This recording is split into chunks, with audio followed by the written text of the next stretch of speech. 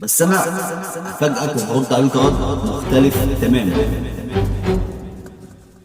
بصوا يا رجاله، غايه الحمام لها قواعد وليها اصول، عمرها ما كانت سالكه بيت.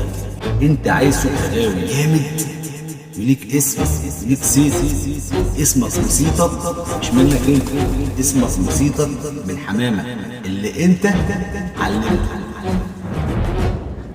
حافظ على اسمك، حافظ على صيتك، خلي الحمامتين بتوعك سياطينك عاملين لك اسم وعاملين لك وضع في منطقتك، عالم غاية النش. سريع طلع بأولته، صرف في المجال، وقت الاسم الحمام قسم، قطع لك بحمام، نزل دورة اتزنق عليه في الضلمة، حمامك مش شايف يرجع حتى لو كان جامد، مش شايف يرجع تاني ديته، بيحط يا بياكل العيب ده بيحبس.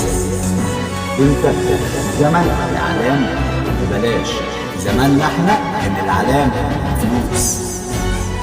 اعلام ببلاش، واحد زي المصري، واحد زي اعلان زي اعلان بيطلع يقول لك المعلومه ببلاش.